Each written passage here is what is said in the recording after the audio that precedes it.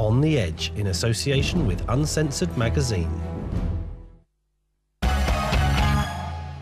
We are back on the Edge. I'm your host, Patrick Henningsen.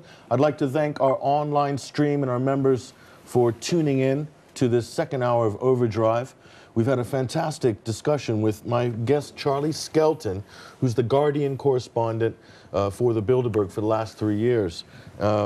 But first, let's get to some of our listeners' text messages. I've got Dan from Leeds. He's asked, what do the Bilderbergers actually do? You've said who they are, where they meet, what do they actually do?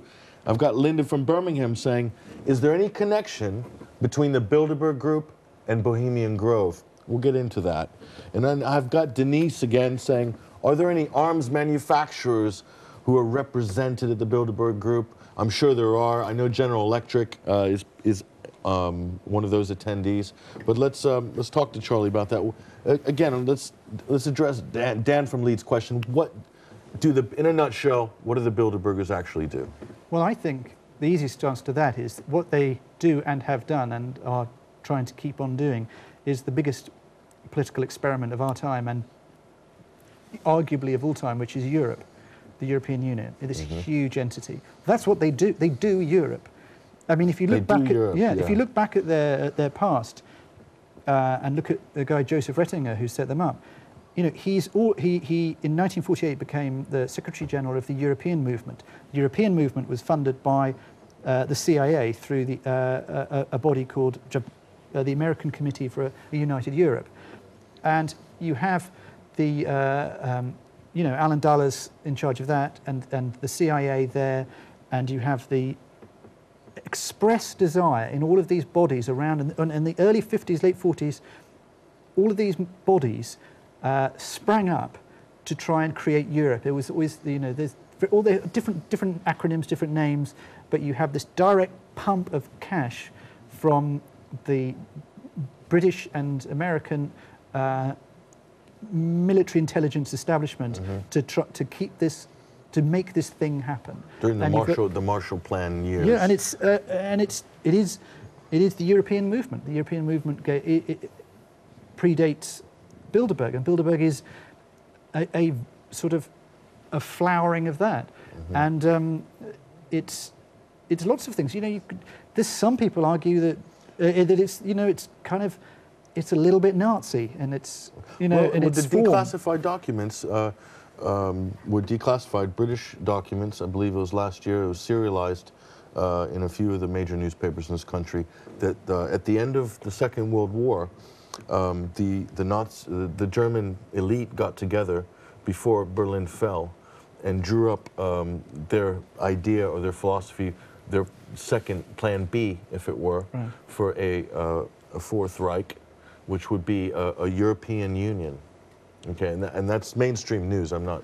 Plan B for Bilderberg. Yeah, Plan B for Bilderberg. And where does the name Bilderberg come from? Explain a little bit about that. Well, I mean, it's just a name they've got from the first sort of, I think it was 1954, something like that, the first kind of proper conference they held. I mean, there were a few dribs and drabs in the early 50s before that, but the first kind of like Bilderberg conference was at the Hotel Bilderberg or whatever it is in Holland.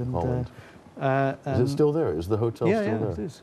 I wouldn't mind going there for a weekend. It looks pretty cool. Maybe that's we can have a lost weekend there. A retreat of all the great minds in the alternative media can meet at the Bilderberg Hotel next year. I don't know who's going to pay for that. That's the only problem.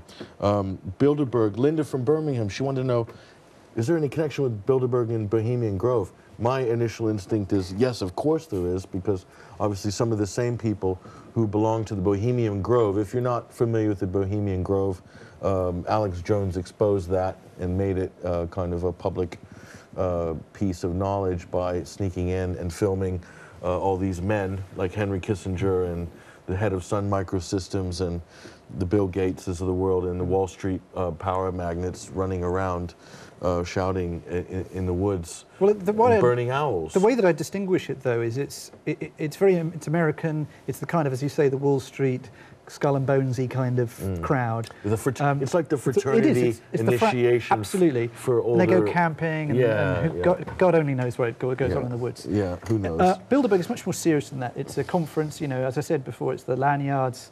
They've got their they've got their agenda, they have speakers, keynote speakers, they have breakout groups. It's a proper 3-day serious conference. And then feedback on the last day, feedback what they had in discussion groups and breakout groups and feeding into the formation of a new agenda. And there's some consensus reached as well the last day on the agenda, or something or other. They would deny that fact. But also throughout the year the steering group meets as well, which is the Bilderberg Group website takes great pains to say this conference is the only thing that the Bilderberg Group does. Not. It's not. The steering committee meets. You can see there's released documents that just show them meeting other times of the year. That's where the leak about the U.S. presidential candidate Mark Rubio came out. Right. Was out of a steering committee meeting, I believe. Right. So so what was the question? It's a very different thing to Bohemian Grove. There's obviously overlap, but I kind of prefer talking about Bilderberg because it's when you're starting to talk about Bohemian Grove, you're talking about people dancing around a big burning owl and mock child sacrifice, and you're going, okay, look, that's just that's a little bit off the chart. Even though it's there's photographs. I'd much prefer talking about this meeting where they just sit down and sit down like this around a big table going, la, la, la. Well, frankly, there's a lot more information about Bilderberg available. And it's a political event. I like talking about it as a political, as a summit. I call it, and I think people should call it a summit because that's what it is. It's a political summit, and which should be on the public radar. It should be on the public radar, and it's a travesty of news journalism that it's not. A big deal's made about the military-industrial complex, about arms manufacturers. Are these types of companies represented at Bilderberg? Certainly General Electric, I have seen GE names on there, and that's one of the biggest defense contractors in the world. Also one of the biggest media owners in the world is General Electric. Okay, so they're a big player. Now, the military-industrial complex, the military itself is transforming. There's new technologies that have come online that they've gone beta tested in places like Iraq. I'm talking about drones, and I'm talking about drones being used for civilian control of domestic extremists or population crowd control or whatnot.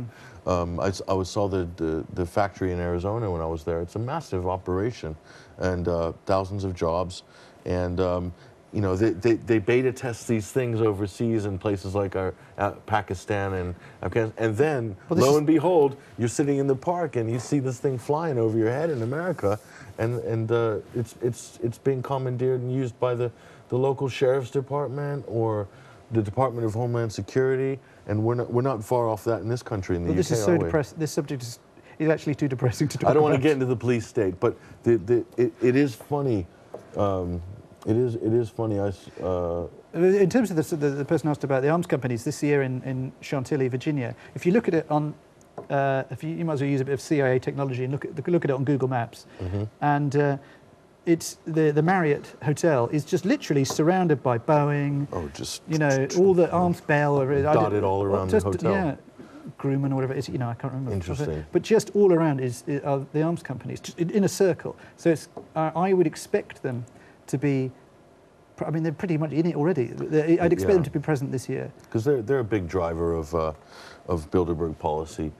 Oil companies, arms manufacturers, they do drive events in the world. Yeah, and they sort of become the same thing once you're talking about the big banks, the big investment banks, and and they're sort of the same thing. They're the majority shareholders of all these corporations anyway. Yeah. So you're really talking about one. Once you're talking about the chairman of HSBC and the Marcus Aegis, the head of Barclays and stuff. Lockheed Martin, it's the same thing.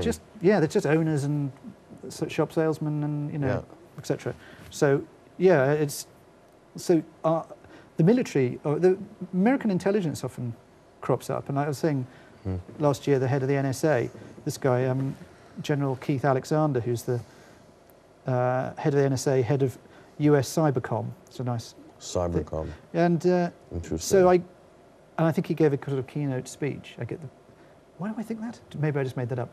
But what has Cybercom got planned for us? Yeah, well, in 2013. Well, when Cybercom, the head of the NSA, is talking to the head of Facebook and the head of Google, I just get kind of cold chills. You don't get a warm, fuzzy feeling. I don't get a warm... This is the thing, and I do come back to this, is the number of times I speak to people about this and they go, they're just having a meeting about, they're just trying to, they're just trying to make the world a better place. I mean, genuinely, they're just trying to, I'm going, what the chairman of Shell is?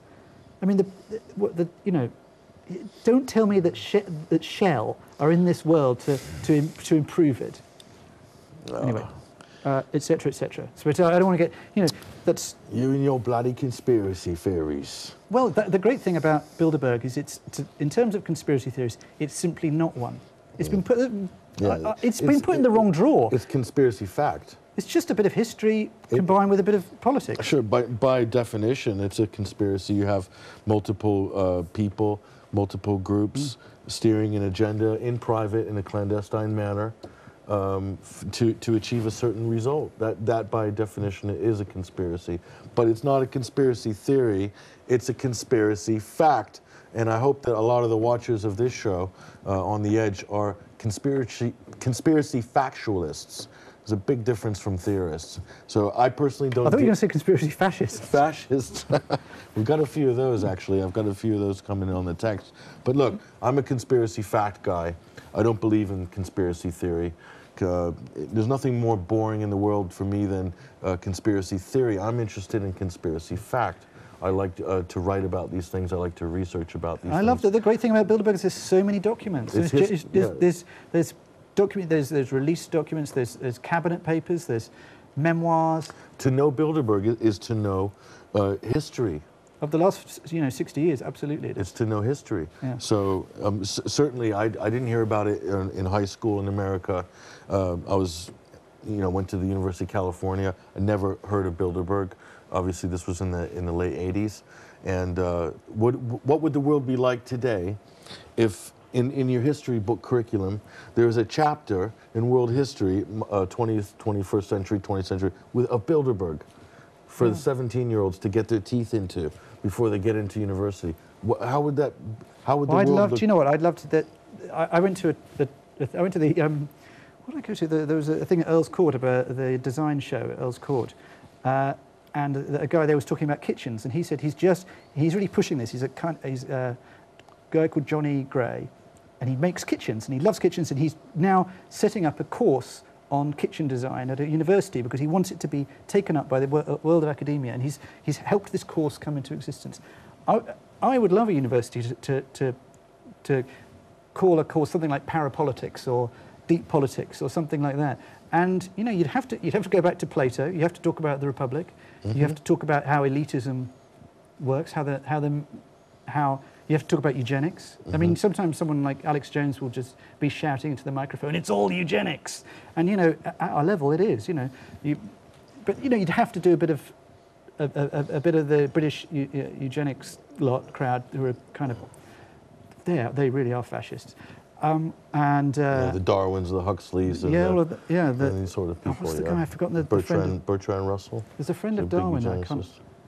Oh, well, with the heads, the Eugenics Society stuff is terrifying. Well, Harvard's got Harvard's got a course called Understanding Obama. Really? Okay, imagine the most expensive university in America.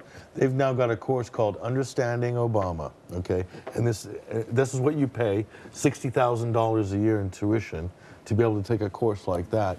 Why not a Bilderberg course? You've got all the best minds in politics, best minds in economics. They're all there at Harvard. Why not a Bilderberg course? Well, I think Bilderberg would be half a term or something, because it's not a lot. You could maybe specialise it, do a couple of weeks on it. Yeah. But anyway, it's fascinating, and I'm sure that people watching this do like trawling through PDFs of old documents. And there's going to be more information this year than ever before. So if you want to book a flight to Washington, D.C., Chantilly, Virginia is just a little hop, skip, and a jump over the Chesapeake Bay, and bang, you're in Virginia. You'll be there with Alex Jones and all the rest of the Occupy Bilderbergers who are allegedly threatening to show up and crash the party this year. So that would be a nice vacation for the husband and wife if you want to go see America. Otherwise, you can follow this madcap international globalist escapade online, either at Infowars.com or here on The Edge. We might actually do a wrap-up show of the Bilderberg meeting, maybe sometime in June or July, and that would be great to talk to you, maybe show some video footage. We might get Alex Jones Well, on. I might be able to Skype from my Washington jail cell. Or from, they might let you have a Skype call from your Washington jail cell.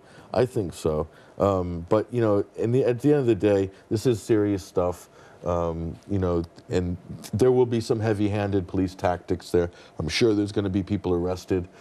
I hope it's not Alex and his crew. But I assume with this much attention on Bilderberg that we're going to have a law enforcement presence there. Well, I hope we have a mainstream media presence, but more important than anything else, yeah. Let's get some newspapers and some TV crews down there. Yeah, let's get someone from the Telegraph, who's a new watchdog paper apparently. Oh, yeah. And the Times or the Guardian. You're there, independent. But hey, be good if there's a media BBC, party we pay our license fee. Maybe the BBC could.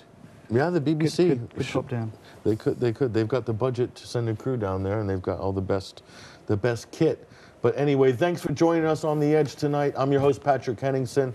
It's been really great. Thanks for your text messages. Thanks to Charlie Skelton from The Guardian. And let's keep an eye on the Bilderbergers this year. I'll see you next week.